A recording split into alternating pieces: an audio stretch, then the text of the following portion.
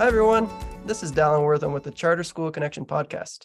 I'm really excited for this episode. I actually drive by this school frequently when I go take my toddler rock climbing, and I've heard so many good things in the charter school community here in Utah.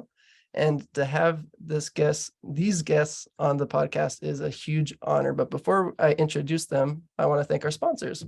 Charter Connect, obviously, they are great at boosting enrollment for charter schools nationwide, and their new enrollment software, Enrollio, which automates enrollment for charter schools.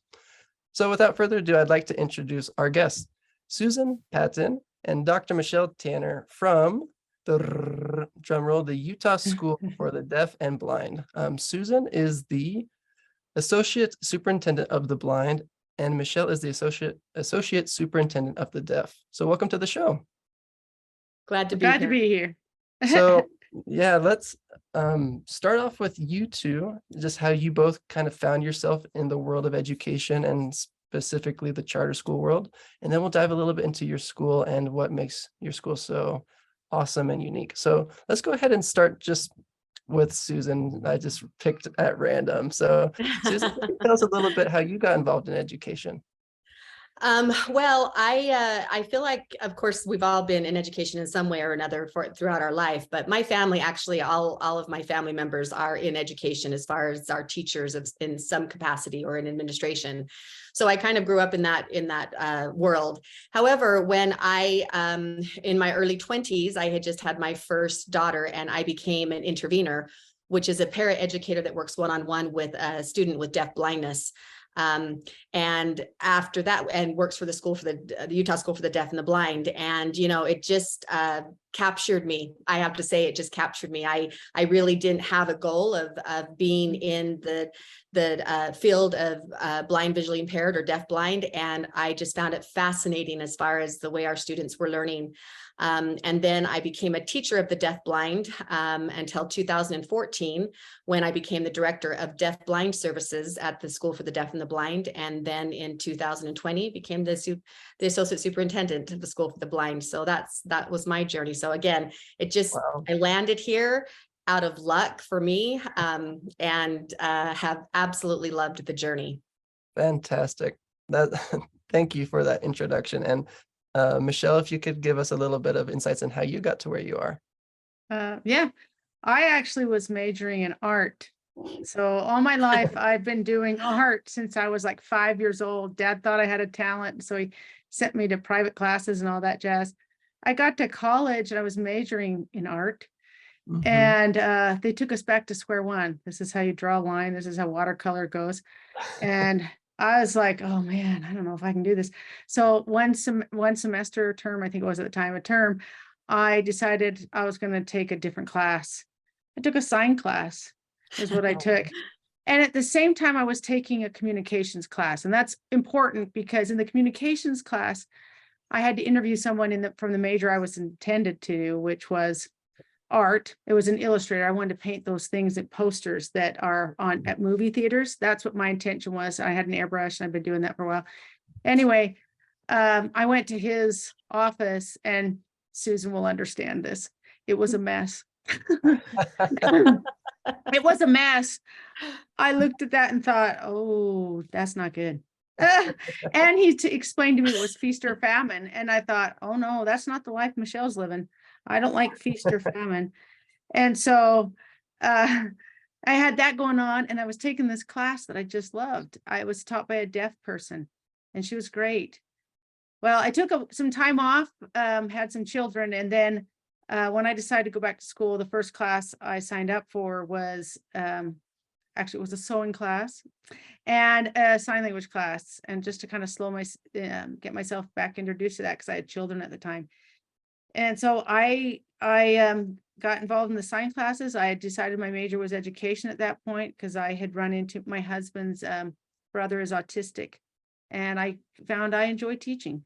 Wow. And so I started to do that. So I was majoring in special ed, but then the teacher that was teaching sign class, I remember she said to me, Michelle, it's been a while. And our sign classes, this is at Utah State, our sign classes are a bit more rigorous than those other ones. And in my mind, I thought, game on. Game on. That's so me. I went game on. So I started doing elementary ed and special ed for my bachelor's degrees, and then decided to add the minor of deaf education. So Wow. I finished those degrees, and then at that time, deaf education had grants for people going into those fields. So I was looking forward to that. And I, at that time, had 3 children. And so I thought, okay, that'll be great. I'll keep going. But they didn't get the grant that year. The grant did not work out. And I thought, I can't do that to my children. So I went and taught regular ed for about a year, the next school year, because I didn't have the grant. They called me back in spring of that year and said, hey, Michelle, we've got the grants. I remember it being a real struggle to decide to go back, because I had a great job. I was loving life. I did not have the typical first year experience. I had a great time. And I had a resource class. I had a resource / regular ed class, as I had the 2 degrees, and so we were trying to take advantage of that. So I had both classes. I had a great time. And I remember thinking, I don't know. But what it landed on was, I didn't want to look back on life and say, I wonder what if. So I did it. So I got a master's degree in deaf education, and it's been the road less traveled. It was awesome. Wow. And I was a teacher for 15 years, moved into the principal role at our Salt Lake campus for almost 3 years. And then since that time, I've been in this role as the associate superintendent of the deaf, and love every minute of this Wow. field. This field is amazing to me. It's great. We have very differing opinions in the field for deaf education. And so that can get a little hot, but everybody's really passionate. Everybody's committed. And I would say at USDB, both deaf school and blind school, we have the most passionate, committed teachers you could ever find on this planet. I guarantee you that is the case of every one of our educators. Wow. That's a big claim. I loved that. I have so many questions, and we don't have a lot of time. And I know that we're going to end this podcast with me with thousands of more questions that I won't be able to ask. But that's okay. First off, I was at a conference in Boston. It was a marketing conference, and I feel like everyone says, oh, French is the most beautiful language. My brother speaks Italian. I speak Spanish at my home. Me and my wife is from Chile, so we only speak Spanish. And there's always the debate of which language is the most beautiful. At this conference in Boston, watching the translators, the sign language translators, do their work, I was like, signing is the most beautiful language by far. Like, I don't know why. It's like a sleeper. No one even knows how beautiful it is, and it's not in the conversation, but it was mesmerizing. And so that's fantastic and beautiful, and I love it. So it has a different dimension. It has a different dimension than other languages because it's visual. So a lot of people are very visual, can really bring out and express what you want to express. I'm going to be on the side that, ASL is the most beautiful language. I'm a little prejudiced. It's the 3rd most used language in America. Wow. After English, Spanish, and then sign language. Wow, that's surprising. I did not know. Yeah. And well, fantastic. Tell me a little bit more about Utah Schools for the Deaf and Blind, and what you're doing, your mission. And well, I'm just going to leave it right there for a minute. I'm not going to, because I have 5 more questions that I was about to tag on. Let's just start there. Tell us a little bit about your school, how it started, and then we'll go from there. You want me to start there, Susan? Sure, you can start and then I can go on. I can tag on. We started in 1884. We predate statehood. It was Really? We were here before the state existed. And so it was the deaf school that started out. We had some people that were traveling teachers of the deaf who went and started schools all across the nation. And so they just started out east and moved west. And so we started in 1884. And then the blind school joined us. No, I'm not. And then the blind school joined us in 1896. And they gave us property. Yeah, with statehood when it became a state. So we've been together for quite some time. And Susan, do you want to start with the mission piece? So spoken a Well, lot? I think, the School for the Deaf and Blind, we are one school, and we are very unified in how we want to support one another as far as the School for the Deaf and the School for the Blind. But our missions are very different, because we are a sensory loss school. But as you can imagine, my part of the school, or our part, the School for the Blind, is visual and vision loss and deaf blindness. And Michelle's is deaf and hard of hearing. And so we have to approach things very differently, and the needs are very different. So at the School for the Blind, our mission is to enrich the lives of blind, visually impaired students across the entire state of Utah, and to improve the accessibility of materials for the students. That's a huge part of the School for the Blind's mission. And our students, because of the vision loss and deaf blindness, they lack accessibility to a lot of virtual platforms, because those are all, those are visual.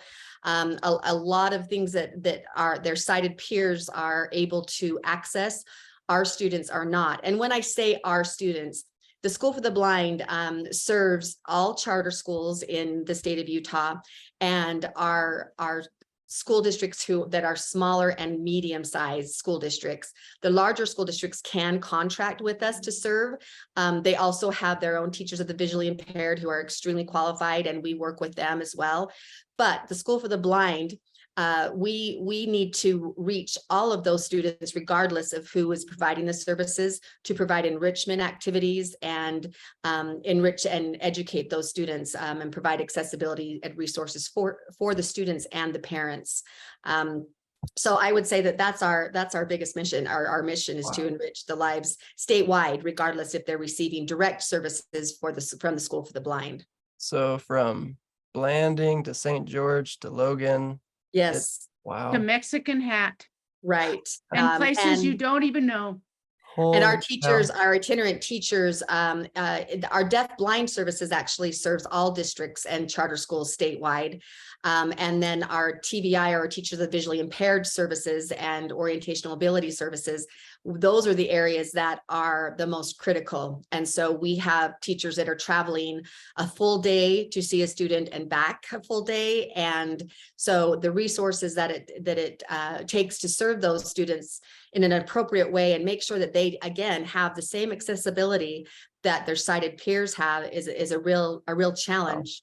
And as Michelle said, our teachers are truly extraordinary people in that they do whatever it takes. And not sometimes, Michelle and I have the task of saying, we need to back it up just a little bit because you're burning out.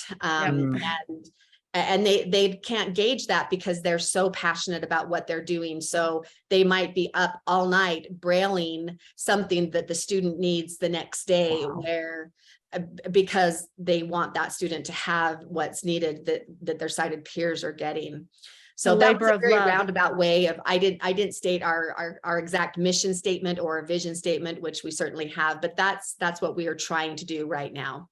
Yeah, it's a labor of love. I think that's how you describe it. That's why they give their heart and soul. Yeah, they do love to serve these children. It's not like we're cracking any whip. They love it. Yeah. Right. Again, we sometimes have to say, we've got to hold back just a little bit, and provide some more support somehow, which is difficult. And this is grades pre-K to 12.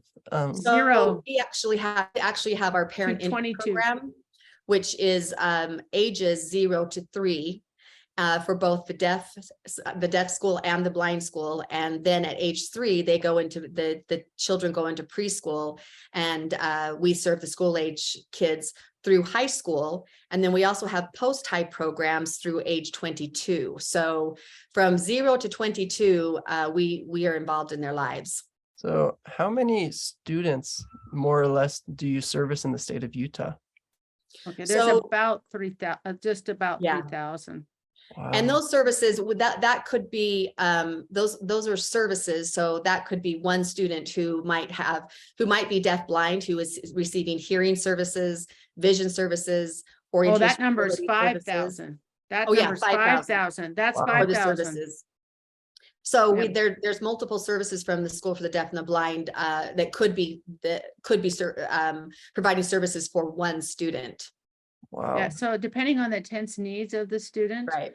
I mean, I have students that, okay, for example, any student across the state, we provide the audiological services to them, which is testing their hearing, hearing aids and all that stuff. But then we come in, we have teachers of the deaf that come in to serve the students. And then sometimes, depending on the student needs, depending on if the student is one that uses spoken language or one that uses ASL, that will be the determining factor. If they use ASL and they're in a classroom in a regular ed school or a charter school, then we provide an interpreter and we send an interpreter into their classroom. So that one student could get 3 services right there that I described. If they're deaf blind, they get even more than that. Wow. Holy Yes. cow. And I'm so curious. Could you tell me a little bit about what someone would receive at age 0 in regards to teaching and services? Sure. We serve the families. So that's what we're 0 to 3 is mostly focused on families. So it's called Wow. an individualized family service plan, IFSP. So the focus is supporting the family. So we go in and we provide services to the family, the mom, the dad.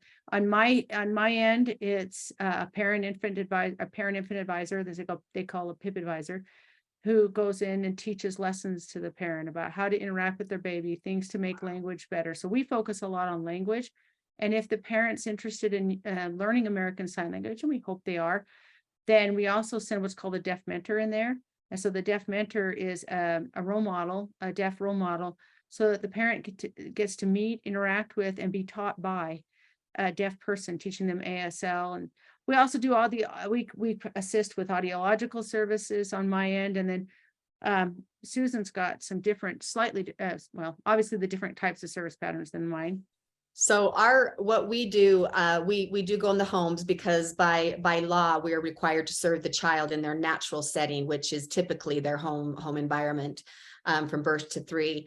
Our service providers are going in and providing lessons in, again, accessibility, how to teach a child who does not have access to their distant senses being their vision. How do you teach a child with tactile, through their tactile means, or their hearing? Maybe that's their best learning mode. The other part of that that's big is not just the instruction piece, it's the support to the parents. Yeah. And the parents, as you can imagine, are very, very overwhelmed. They don't know how to navigate through this new world. And it's important that our service providers are providing some of that emotional support. And typically our providers become very close to those parents. And I think that is the most important thing that we provide those parents, is not only the access to the instruction and all of the content that they need to know, but also the emotional support for them to be able to communicate what their concerns are. Because if you think about it, a lot of times they're not able to express their concerns to other family members or other people in their support network because they don't understand what's happening and what's going on. So, and again, our providers, they're all teachers as well. They all have their teaching license, and that's just an extra thing that they have to provide that they're so very good at. Yeah. I I don't know what to say because I have a toddler and then I also have a 1-year-old, and I'm just thinking I'm already overwhelmed, and not being Right. or not being able to show, my newborn something like that. Right. I'm so thankful. Like, I'm gonna sleep better tonight knowing that there's people like you and services that, people offer to parents who would be completely overwhelmed. I wouldn't know what to do. That's so Yeah. special. It's because we love them. Yeah, we It's do. not that, it's not like, I mean, it takes a while. Our teachers, but our professionals, both in the School for the Deaf and the School for the Blind, are usually master's prepared teachers. Yes. So it's a highly specialized field to get into. So, there's shortages in elementary ed, and then you have even more shortages in special ed. Well, it gets really hard to find positions for ours because when they come, they usually stay. But it Right. takes a while to get here. It takes a lot of experience. And like for my school, they often think, oh, I'm a teacher and I learn sign. There's a lot more than that. There's a lot more that you learn more about language deprivation and how to mitigate that, filling in gaps in language and things like that. For us, it's a language discussion. Mhm. It's a lot of language stuff for us.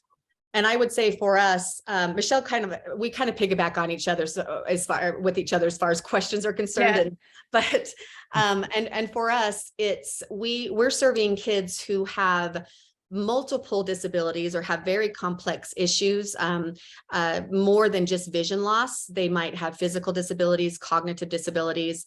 And then we're serving the students who just have, or the children who just have a vision loss, and then everywhere in between. And so our teachers, it's not just one specific thing that they're learning. It's not just special ed either, because they've got to have that vision expertise, and really on a master's level, or a deaf blind endorsement on a master's level, where we're looking at a variety of disabilities, and they have to, make that so that it's very specific to that one child and that family or that school team. So it takes a great deal of expertise. And like Michelle said, we typically keep teachers of the blind and visually impaired. And I would say that for USDB and other school districts, but it's a challenge getting people, because there's a lot of education that goes into it. And then it's a very intense field. Yeah. Whew. Holy cow. I'm so overwhelmed with all the questions that I have. I'm very, very inspired by everything that you've said, though. And I'm just trying to put myself in the shoes of these educators that are masters in their field, and they do it out of love and compassion and for their passion. And I'm thinking, not only are you teaching people from 0 to 22, but you're also teaching a variety of different topics and skills. And then, like, I would assume that you would maybe teach someone differently if they've been blind or deaf their whole life, compared to someone that maybe just recently lost their vision or lost their hearing, but they're maybe a teenager.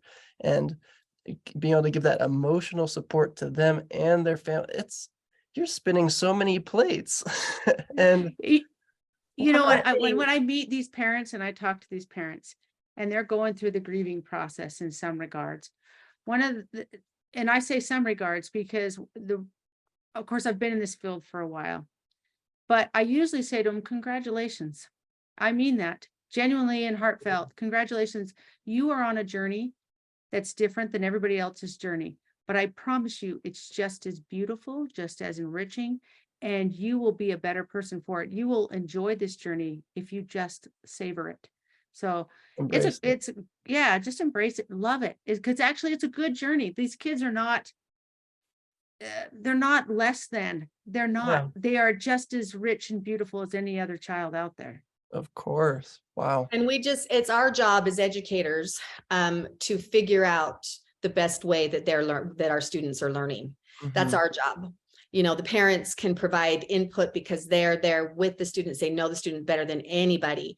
But as far as responsibility, I feel like that's our job to make sure that we are training the parents and schools and the students in vision loss or accessing their world. One thing about the blind and visually impaired, we have what's called the expanded core curriculum, which is 9 areas that we are required by law, but a lot of people don't know that, to teach students who are blind, visually impaired, and deafblind on top of the core curriculum. So on top of what other students are learning, we teach things like social skills and things that kids are missing in their environment. If you think about walking into a room, you are getting so much information if you've never been in that room before, for just a lecture or whatnot, or just to meet new people. You're getting so much information as far as how many people are in that room, where's the location of the door, where am I going to sit? You're getting facial expressions. We have to teach those things to our kids of how to access those things and how to advocate for themselves, as far as can you tell me who's here? Can you tell me, ask people to know, let them know when they're leaving, or tell them their name, or, who's speaking to me. It's just, those are the kind of things that we teach, but it's a really, a world that expands. It's an expanded core, but it's a world that expands. And when we are teaching families those things, they look at everybody in a different way, as far as being empathetic to everybody and their individual needs as well. Yeah, wow. I am not saying that it's well, it must be really hard and it must take a toll, but I can't even imagine the reward and just the reward of having a shift in your paradigm and your perspective for students who are deaf or blind, or if you are a teacher of the deaf or of the blind. Just the shift in how you view the world and experience it. And that, like you said, that must be beautiful to really be able to just view something with from a different perspective, or I'm having a hard time explaining myself. I'm just so blown it's true. away. So like in the deaf world, like they learned, deaf people are so good at adapting to this hearing world that's around them, that's not always accommodating to them. So I've just watched them. I can't even imagine my life without deaf people in it, because they've taught Wow, me that's much really more cool. than I've ever taught them, because Mm, I see the world through their eyes and their patience, perseverance, and I see their frustrations too. mm, And yeah, it is, cool. it's a good way to start broadening your lens. Yeah, holy cow. And I also think along those lines, as far as it being a beautiful thing, it certainly is. But it also goes back to how we should be treating people anyway, Yeah. with the That's utmost respect, no matter what their, what their abilities are or their personality. It really does boil down to what would I be in that situation? What would I want to know? What do I want to know now? Our students want friends. Our students want to do things that all of the other kids in the world are doing. They have to do them in a different way. And that could be a student with very complex needs that's in a wheelchair with cognitive issues, along with a sensory issue.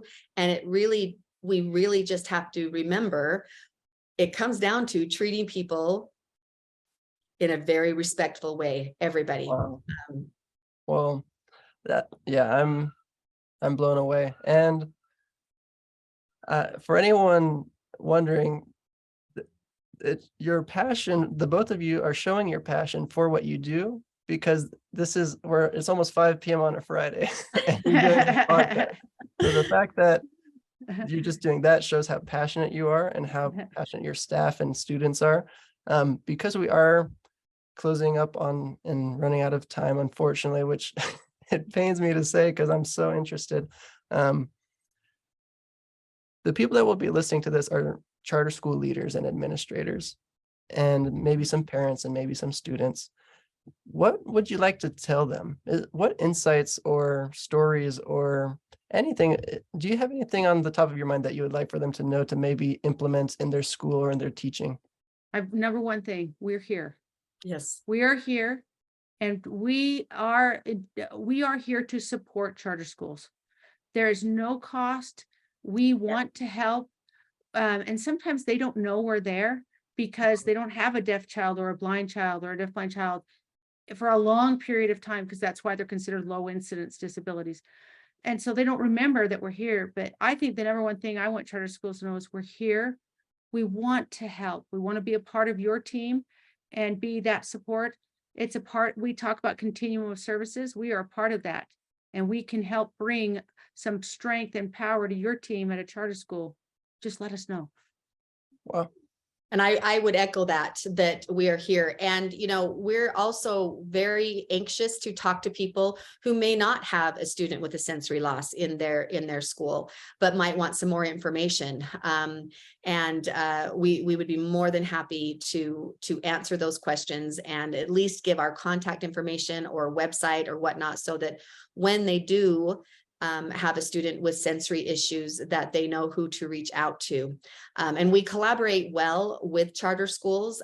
Sometimes a charter school might choose not to go with the School for the Deaf and the Blind, which is fine. But like Michelle said, we are always here. And we also, the charter schools that we work with, and I think that I would say that the Vision, the Blind Side probably works with a few more charter schools just because we're more of an outreach program. The charter schools that we work with are excellent collaborators with us. As far as problem solving with students, and also bringing up problems that the School for the Blind is not aware of, that we need to do better on. And so we're anxious to collaborate with charter schools. Awesome. And we have equipment they can use too. That's the other Yes. thing that charter schools. So Statewide it's not resources. just services that we offer. We have equipment That's for the cool. child to be Awesome. successful. For example, on my side, we put in what they call assistive listening devices. People might know them better as FM systems, although that's old. We don't use FM technology, guys. We're beyond this, but the name is stuck. But we put those in the classrooms to make sure that the children can hear their instructor better. They bring down Braille equipment and things of that nature, note takers. And so we have equipment too that also assists the charter schools in being successful. Awesome. Very, very cool. Thank you for sharing that. Everyone that's listening can learn more about your services by, like what you said, just going to your website, usdb.org. Is there any other way that they can reach out to you? Anything that you'd like to plug before we wrap up? I think the best way is the website. Yeah, We both have of our our information is right it's on there. Yeah, that's cool. So usdb.org, or their social medias, Utah School Deaf Blind on Instagram. But fantastic. Anything else before we wrap up? Thank you for this opportunity. We always like to spread the word and put the awareness of USDB out there. No, thank you. I feel like I owe you both a lot for all the insights and whatnot. It's definitely opened my perspective even after such a short conversation. So thank you so much. Everyone go check out usdb.org to learn more about what they do, and have a great weekend, my friends. Thank you. see you.